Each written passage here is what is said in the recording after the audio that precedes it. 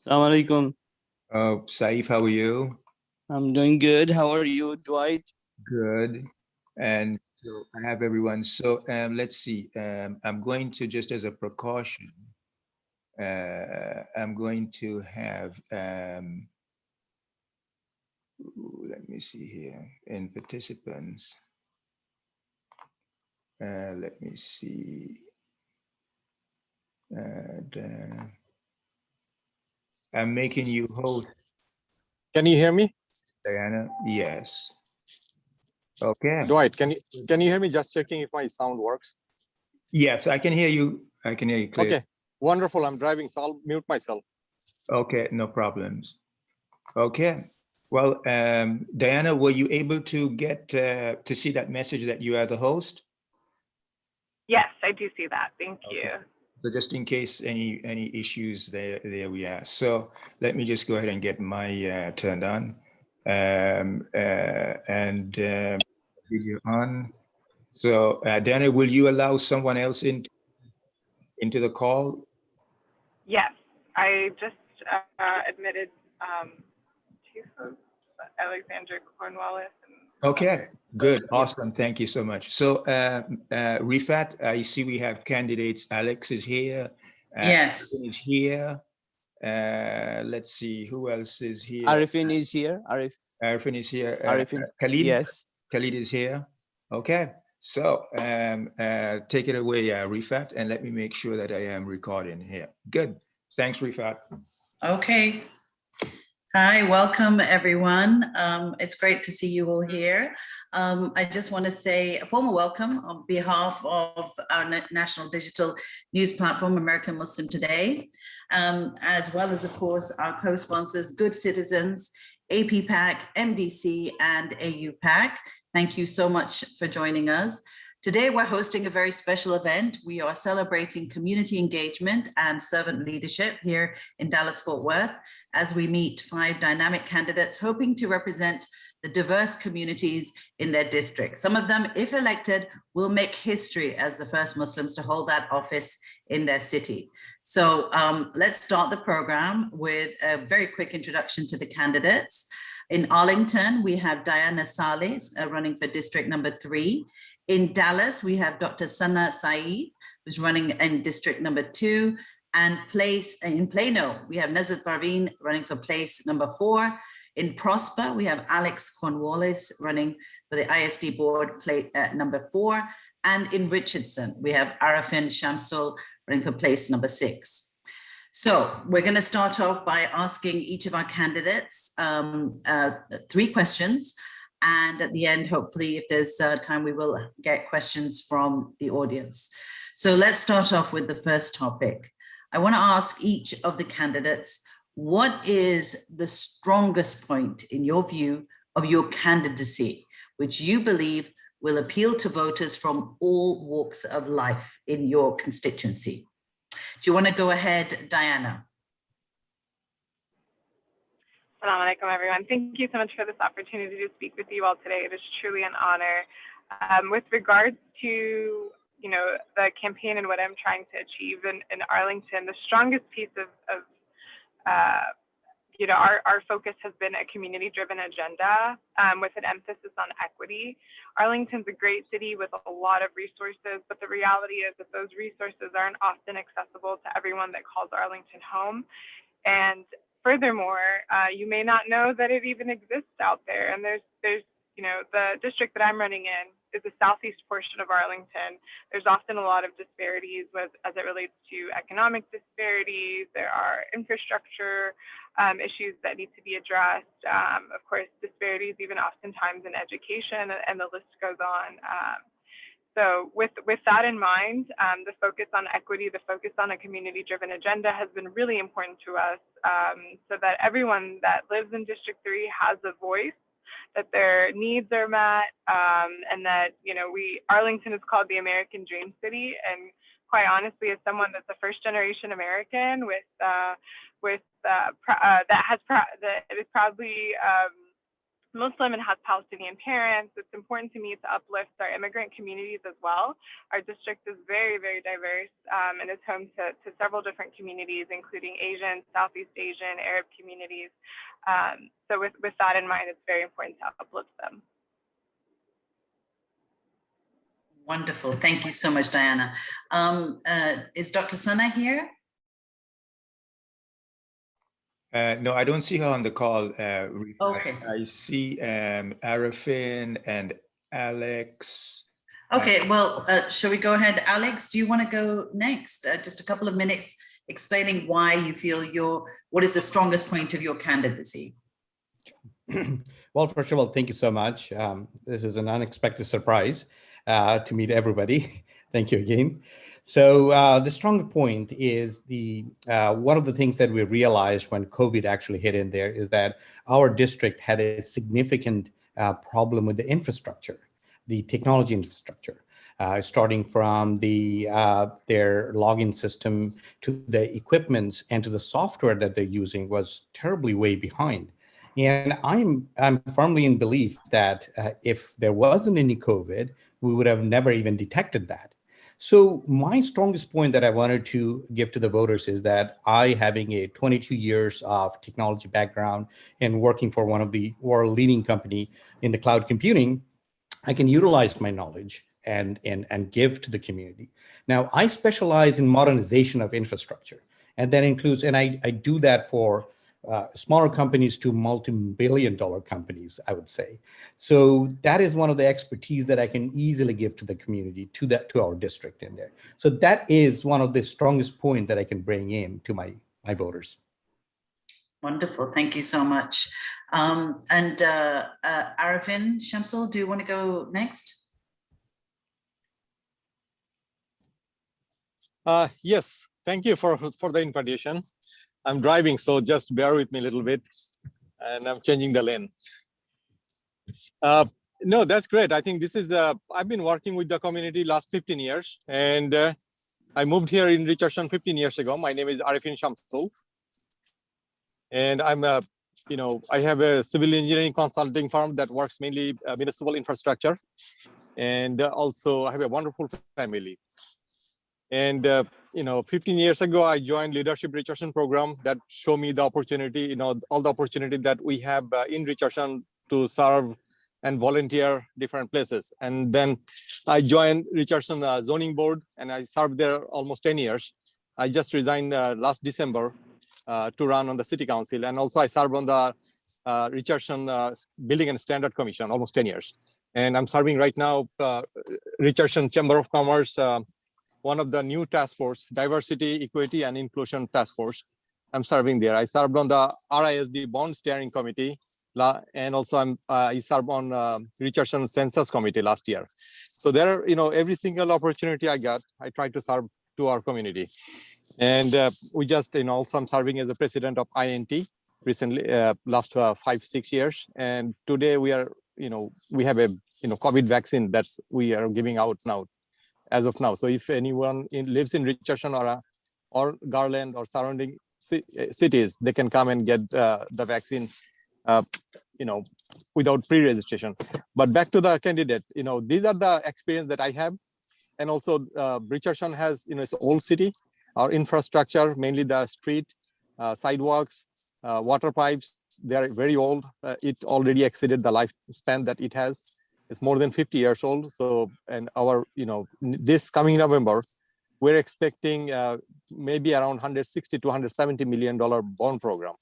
And my expertise, 30 years dealing with municipal infrastructure. I work with many other cities, Dallas, Fort Worth, Arlington. We do this kind of work, and but I don't do anything in Richardson because this is my home city, and I don't want to have any conflict of interest because of my involvement in Richardson. And I work here so many years.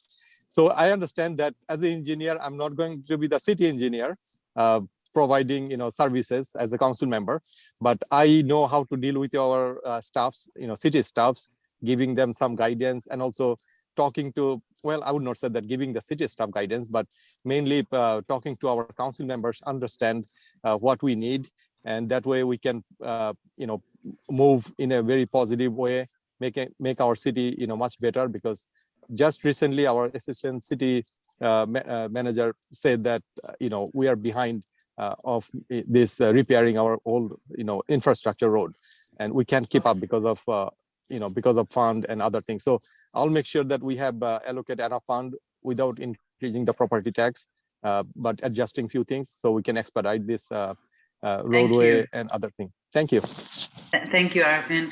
Okay, so then the next topic is, what if, once you're elected, what social justice issue will you press to have addressed within the boundaries of your local governance? Diana, let's go back to you. Thank you so much. So that social justice is definitely an important aspect of my campaign as well. It ties back to the piece on equity, and the social justice intersects with so many different issues, whether that's racial, economic, healthcare, environmental.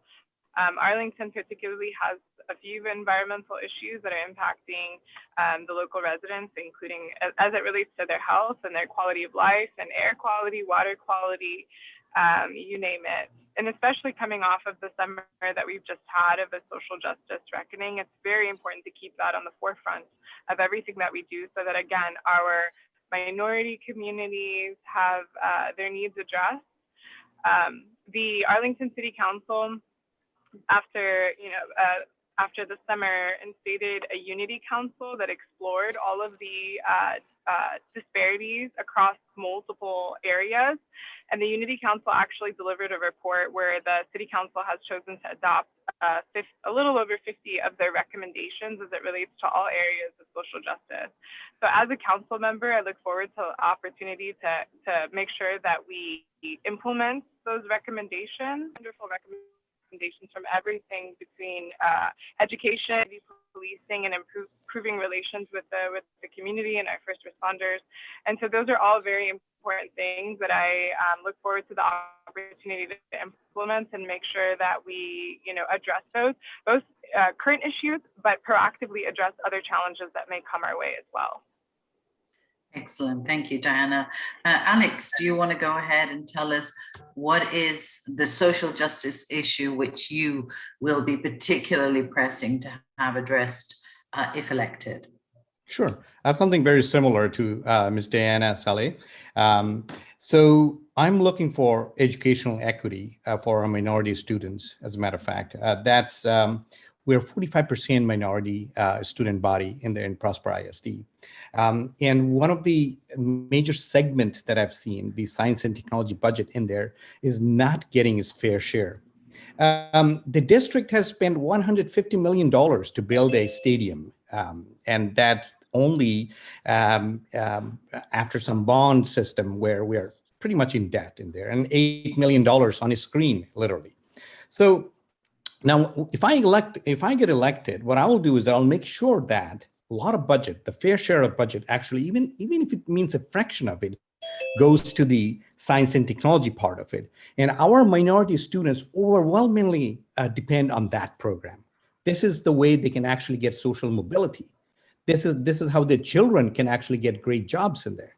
So I want to make sure that the 45% minority students actually have a fair share and have the ability to go upwards. That is what I call social justice. Absolutely wonderful answer. Okay, and Arifin, would you like to go ahead and answer that question? Well, that's a very good question, but also I'm not the typical politician. I'm a businessman. Also, I love our city, and this is the place that I would work with your councilmen and our staffs, city staff, to make this place open to many other minority groups, because I know that we have many issues, but I look forward, instead of complaining or saying anything, I'll work it from the inside and bringing our group, community into this, different volunteer opportunity. And that's the only way, we can change things. We can get the fair share of everything, because if we don't get involved, somebody else is making the decision for us. So my first thing would be that I would invite our community leaders, some other members that they are interested to join different volunteer board and commission, and we'll look at this thing. We'll listen to our community more, and we'll move forward with that. Excellent. Okay, thank you. And let's move on to the third topic. I want to ask you, and I think you might have covered some of this point, but let's just sort of be clear for your voters. What is the single most powerful message that you would like to leave with the voters in your districts? Again, Diana, let's start with you. I think the single most important message to leave with is that your voice matters. And the only way that your voice can be heard is by electing candidates that will help not only amplify your voice, but address your concerns proactively. Voting is so critical. Arlington has historically low voter turnout. I've been at the polling locations, block walking, everything you can think of for several months now, but especially this past week of early voting. And unfortunately, the voter turnout is very, very low. If we continue to stay at home and not exercise our right to vote, then unfortunately, what we'll continue to get is the same old, same old. We will not see progress. We will not see change. And democracy is not a spectator sport. So we need to get out there. We need to use our voice. We need to call for transparency. Everyone has the right to know how our local government is operating and what decisions are being made for us, as well as, have a say in what happens. So I hope that everyone will get out to the polls, encourage your friends and family to do so. It's so important to make that a reality, and representation is so critical. Having a diverse city council, not only just ethnically or as it relates to religious views or, our experiences inform our perspective, and a variety of perspectives inform good policy. So we need everyone to get involved. And with that said, again, thank you so much for the opportunity to speak with you all today. It's been a pleasure. Wonderful. Thank you, Diana. And Alex, do you want to go ahead? Sure. My message is also very similar. So just to give you a perspective, we have 40,000 registered voters in Prosper District. And the total vote casted last year was only 4,000. That means the 90% was missing out of action, basically. And out of the 90%, there's a huge segment of minority population, the 45% that I'm mentioning. So my message is go out and vote. If you don't go out and vote, then you will not decide your fate. That 10% will decide your fate. So go out and vote. And that 10% decision, that 10% that actually makes the decision may not be the best for you. So go out and vote. Absolutely wonderful. And Arifin, would you like to give your single most powerful message that you want to leave with your voters? No, that's great. Yes, 29 years ago, I came to this country as a student, and without any money in my pocket, just a little bit just for the tuition. And after that, now I have my own very stable business, municipal infrastructure. I proudly own and operate that. And I also have a beautiful family. And my promise to all, not just the minority, all voters, that I'll work really hard for you and make a very good decision for everybody. I did very hard work for me, and I'll take the challenge and make the similar good decision for our city. So my 30 years of professional civil engineering experience is I think it will bring special it will give some special tools. And in the city council right now there is no engineer there, so we can manage our infrastructure more efficiently and with the limited budget that we have. And please go out and vote, and I'll be working for everybody. Thank Wonderful. you. Thank you, Arifin. Thank you for that. And just before we go to questions from any of our audience, I just wanted to announce that Sister Nusrat Hai had wanted to join us. Unfortunately, her sister passed away yesterday, and the janazah is actually around this time of the funeral. So she apologizes for not being able to come in, and of course we give our commiserations to her and her family at this time. So let's just move on to any questions that we have. If anybody wants to ask anything directly to our candidates, please, you can either write it in the chat box or you can just go ahead and raise your hand.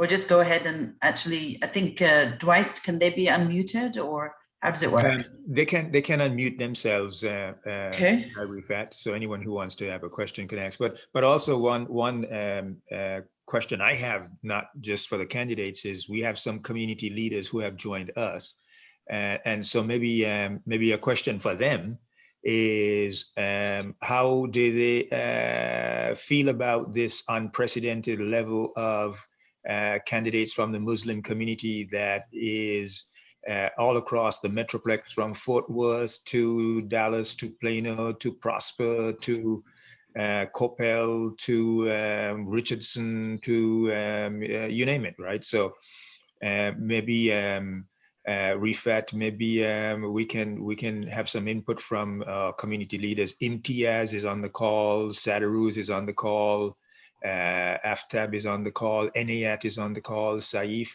This is a moment I would think community leaders are proud of. So, and Yeah. hear your comments too.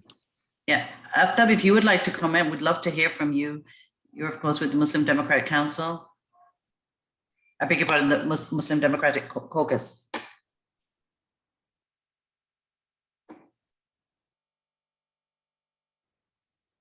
I think Stop, can you unmute yourself?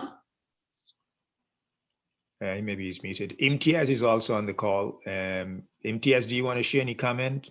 Yeah, first of all, I really appreciate Rifat for this show and all the other people who has arranged with you. This is the right path where our community and our leaders have to participate into this one. And I believe we are the second generation. The first generation did very well. They educated their kids, and eventually now we are coming into this one. And I believe that after 10, 20 years, you will see a lot of people from our community sitting in different offices. And I really salute to all these candidates, and we, the community, should support them. Thank you. Wonderful, thank you, Imtiaz. Is there anyone else who would like? Asad Rahman, I know he's here from the Muslim Bar Association of Dallas. Anybody else would like to make a comment? I'd just like to say I'm proud of all of you guys for running. It takes a lot of guts. It takes a lot of blood, sweat, and tears. And so whatever we can do to help you all, please let us know. Your success is our success, inshallah. That's a very good point. I think people underestimate how difficult this whole process is and how much sacrifice is involved by these candidates. So that should absolutely be respected. And obviously the biggest way we can respect that is by going out and voting and hopefully even canvassing for them. At this point, Saif, would you like to say something? Saif Islam is from Good Citizens. Sure. Assalamu alaikum. Thank you, Rifat. It's a wonderful event that your platform is giving space to. I really appreciate all the candidates coming this morning and telling us why they are running and why it's so important. So we believe the same way. Good Citizen is a grassroots organization to helping out any way and whatever way we can. Hopefully in the future, this is going to generate greater interest in the community, and we should all help each other from our community so we can see future leaders leading us to the right direction, to the whole community. Thank you. Absolutely. And, I think we just have Nazat Parveen who's come on, and she's running in Plano for place number 4. So Nazat, if you want to say a few words, you obviously missed the question and answer session that we had for the candidates, but I can give you a brief rundown, and then perhaps, you can give us a few words. Well, basically, we were asking the candidates what were their strongest points about their candidacy, what social justice issue that they felt strongly about and that they would press if they got elected. And then also just the single most powerful message that you wanted to leave with your voters. So if you want to just answer, you can combine all the answers in one, but just I think it's a wonderful opportunity to hear from you as well. Do you want to unmute yourself? Oh, sorry. Thank you for the question. Sorry for the delay. I was having technical issues, but yeah, thank you so much. I would have to say what makes me stand out, in this entire Plano City Council race is the fact that I came from such a big, diverse background, having immigrant parents, from Bangladesh, coming to America. I'm able to connect and communicate with so many different people, especially speaking 7 languages. And so communication has never been an issue for me. I'm able to see perspectives from both ends of people. And I notice that when I go block walking and stuff, whether a person is a party completely different than me, I'm able to still listen and understand it from their perspective. And so I think that's like what really helps me. And then like growing up, my parents have always instilled me the values of choosing service over self. And that's why my campaign slogan is called service over self. And that's why, in my life, throughout my young adult life, I've always channeled whatever dilemma I've gone through to service. When I dealt with the tragic loss of a loved one dying by suicide, I started getting so involved with that issue and stuff. I'm volunteering for nonprofits like the AFSP, NAMI, and then creating my own project Purpose. And so all of these teachings have taught me that there are definitely solutions to these problems. You just have to get yourself, find that passion from whatever you're dealing with and stuff. And I think one of the biggest issues that I'm really trying to tackle, especially in my race here in Plano, is that there's definitely systemic racism going on, not just in Plano, but all over the world. And I know this, especially when I go through marginalized communities in East Plano and I see vulnerable minority communities, the fact that in the Douglas community, the African Museum, it's not open, it's not revitalized, and that's a historical piece. It shows that there's so much work that we have to do. And that's actually a huge part of the reason why I'm running is for these marginalized groups of people, the bottom 20%, because I feel our city of excellence, it has these great amenities, high standards of living, but it doesn't give everyone a great quality of life. It gives a great quality of life to the upper middle class and the upper class, but then the people within the marginalized 20%, they're not reaping the benefits. And so we city leaders do a huge disservice by not being inclusive to them. And so I think that's really what's giving me the edge in this race, is that I'm finally speaking up for these issues that, no one has said before. I'm reaching out to communities that have never, been reached out to before. I've been able to draw in so many new voters just by going to those marginalized groups. And I think being young and having a fresh perspective, the youngest person that's running an entire Plano City Council race, it's also opened doors for so many other young people to become active. My campaign itself has so many young volunteers. On my years of being a substitute teacher and avid tutor, I have my former students that are excited and stuff, and we're very energetic and we're ready for this change. So yeah, I would say those are some of the things that's making this candidacy so special and important in this time. Wonderful. Thank you, Naz. And you actually inspired me. I just wanted to have just one little round again with our candidates and ask them, because I think, you've spoken about your personal resilience and all the things that make you the candidate you are. I would like to ask all the other candidates, what single thing in their life, what single hurdle or obstacle did they have to overcome that made an impact on your lives and perhaps may have informed your decision to stand for election. Diana, do you want to go ahead if you have some thoughts on that?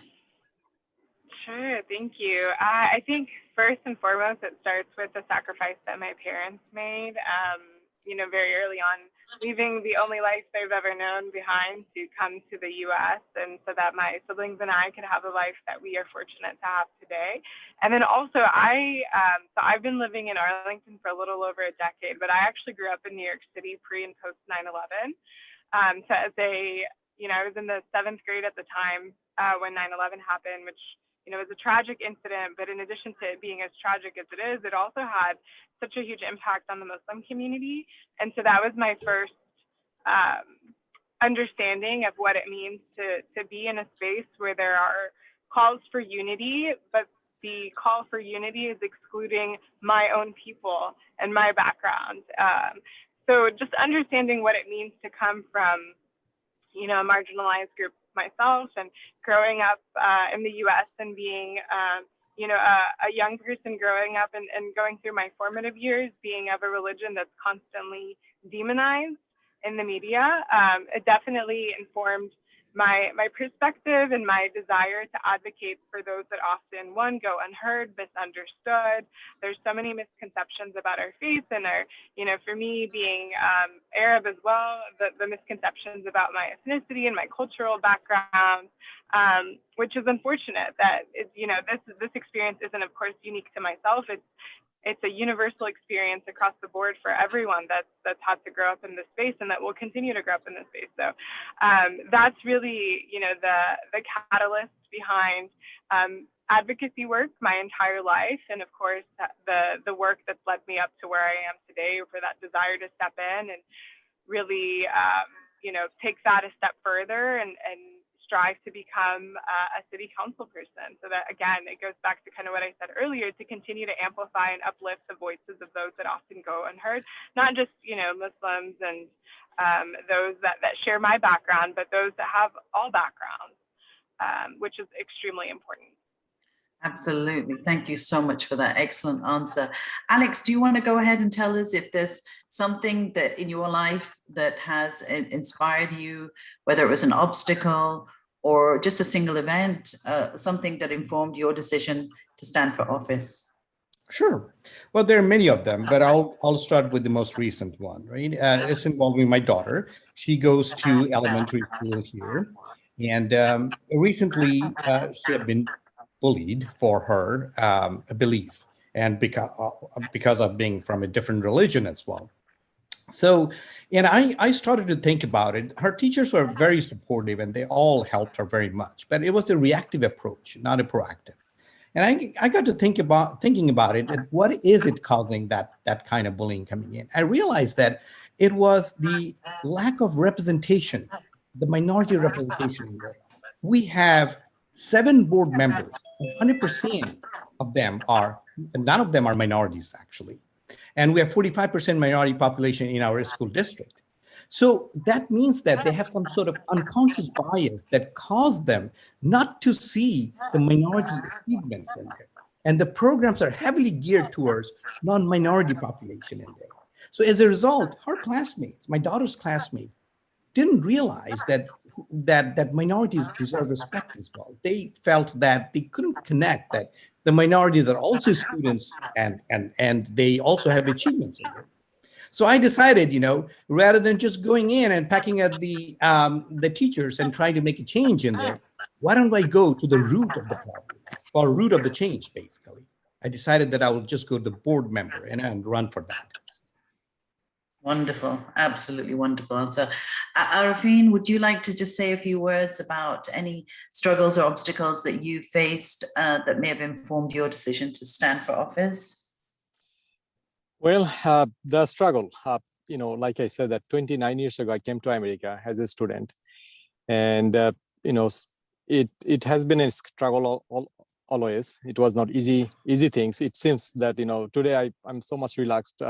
At least some of the issue, but the thing is, I realized that getting involved and with the community, not just within our small Muslim circle, beyond the Muslim circle, getting involved with the city level, that was important. And I intentionally did that 15 years ago, joining the board, joining every single opportunity. Like I'm graduate of Leadership Research class 25, graduate of Citizen Police Academy, class 41. So knowing people, working with the people, it shows them that what we are. And that is very important. And giving, I have received so much from this community, from this country. So giving back is very important. So that's what I'm doing, just not just one single struggle. It's about our future, my children, your children, and the next generation. And this is our home. That's why I'm running for the Richardson City Council Place 6. Wonderful, excellent. Nazit, if you want to just say one last word in terms of the candidates, and then we can close the program.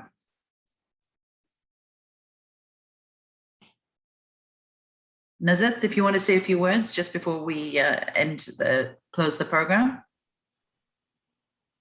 Sorry, did you say Nasat, or Nasrat?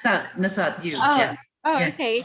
Yeah, I just wanted to say, thank you guys so much. I love hearing these stories from different candidates and stuff, like Alex and Arifin and Diana. We all share that same struggles. I mean, I too have dealt with that myself, being an American Muslim, but I love that each one of us have been able to turn this struggle into passion, to stand up for all other groups of people that are currently don't have a voice, standing up for the voiceless and stuff. And so, I wish each of you good luck. And, I hope we can continue connecting on social media.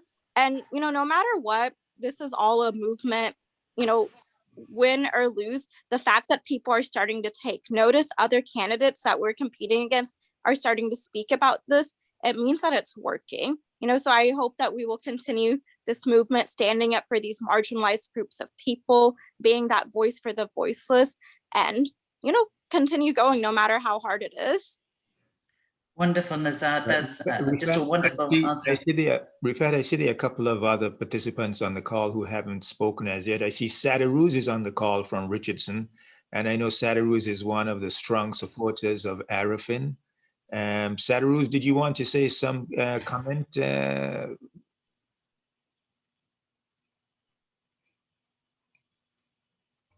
Thank you, Dwight.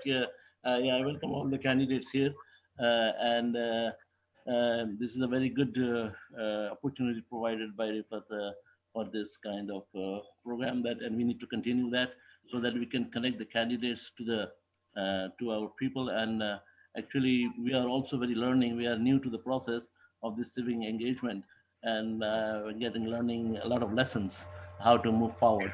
So I welcome all the candidates and thank you for taking the lead, and we will try to follow and get more. The thing is that getting the vote out is one of the very basic issue that we have at hand, and that we need to focus on. And currently, since the election is going on, so I'm trying to get to the friends, and how important is these local elections are. People are very much sometimes very concerned with the national election, but it is the local where they can actually, the vote matters much more and weight is much higher. Thank you. Absolutely. Excellent point. Excellent point. Is there anyone else in the audience who wants to just say a few words? And Rifat, well, I'll call on them. Okay. Here's Sunny. Sunny, say hello and tell us what's on your mind also. Hey, Dwight. Hey, assalamu alaikum, everyone. No, I joined a little bit late, so I didn't get the pleasure of listening to everybody. Sorry about that, but I'm inspired by everyone. And I think this is a great forum, and I'm really excited to see how things turn out. And keep up the good work, everybody. And I'm following everybody on Facebook and social media, and let me know if you guys need anything. And I'm just here to support you guys, and whatever I can do to help, I'm happy to do it. Wonderful. Thank you, Sunny, for that. I think the support from the community is what is absolutely crucial to the candidates. Is there anyone else, Dwight, that we want to kind of call upon? And Aniyat Khan is on the call as well. So another strong social justice advocate. Aniyat, don't be bashful, man. Anayat, would you like to say a few words? No, Dwight, I'm not bashful. This is a wonderful event, really. I'm so proud that all our Muslim candidates are running, and we have to encourage them and support so that more candidates eventually will come and run and represent the minorities. I just want to say we from the Good Citizen can do whatever we can, and please continue support them from each and every organization that are doing the right thing. So you know, so I really want to tell them that please go ahead and do your best, and that's probably the right thing. Wonderful. Thank you, Anayat. What an excellent, With excellent point. that, can you share with the group some of the awesome work that American Muslim Today is doing? Absolutely, absolutely. So, as some of you will know, I'm the editor of American Muslim Today. We're a national digital news and lifestyle platform.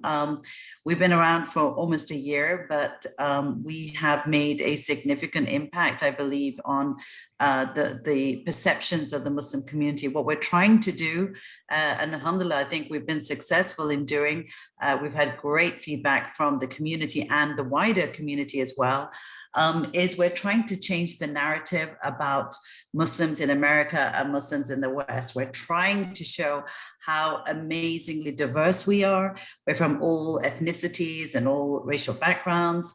We're trying to highlight the contribution that Muslims make to society. And that's why this event is so, aligned to the work that we're doing, because all of these candidates exemplify the important work and the contribution and the sacrifices that our community is making every single day.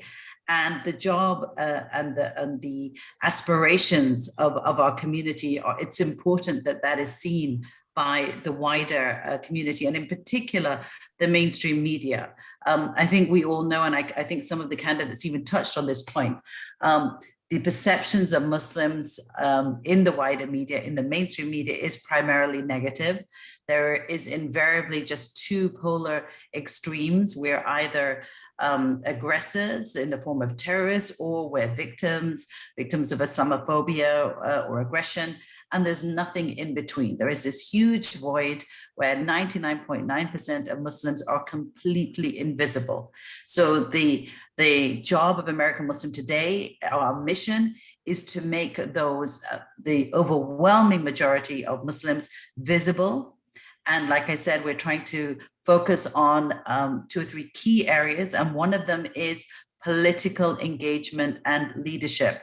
We want to help to grow and to groom Muslim leaders that can represent the interests of Muslims throughout the country, and also in that way affect public policy.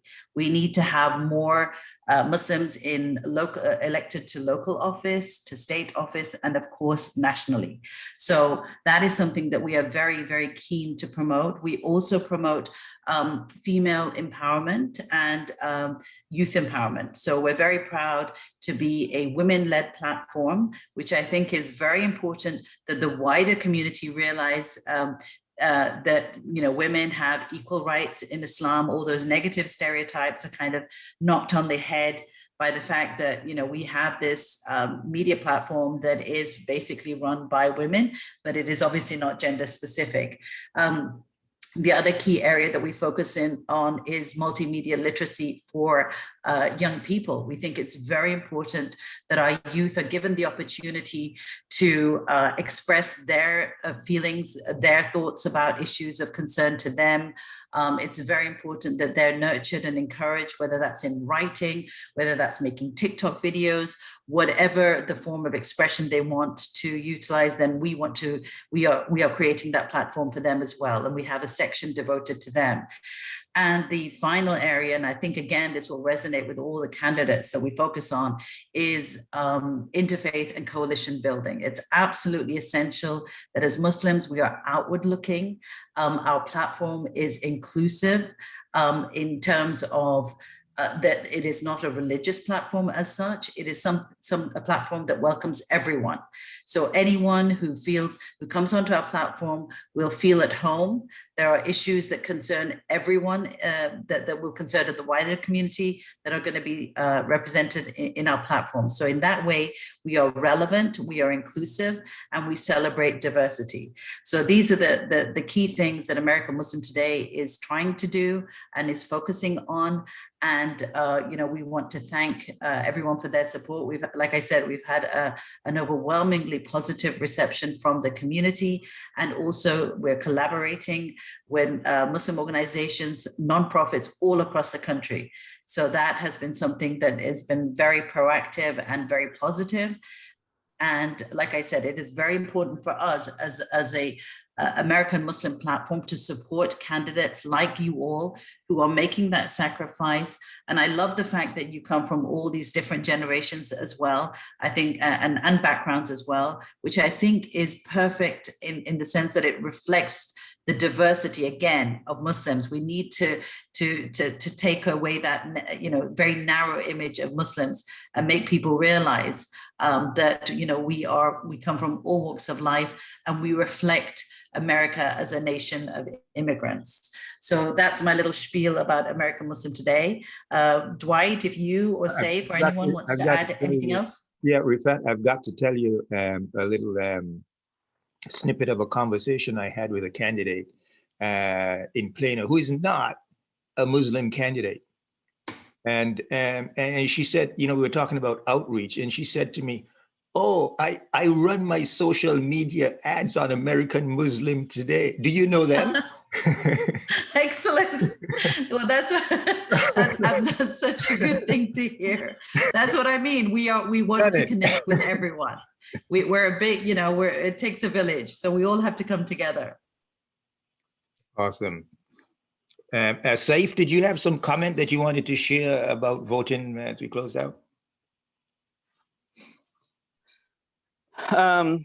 Just a parting comment. I think we are at the very end of the program. It's very simple. Just network, go out to vote, mobilize, call your friends. We need to make sure we are available at the polling centers and vote. That's it. We need to support our candidates, especially the Muslim candidates.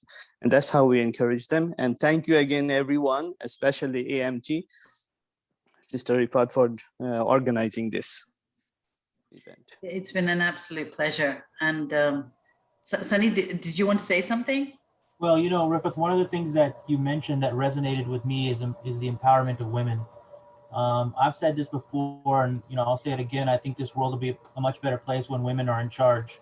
So I think I'm super encouraged by all the women, the men too, and even if you all don't win, I think you're setting the blueprint, and you're inspiring the next generation as well. And you'll keep going, and you'll keep encouraging others, and we'll keep encouraging you.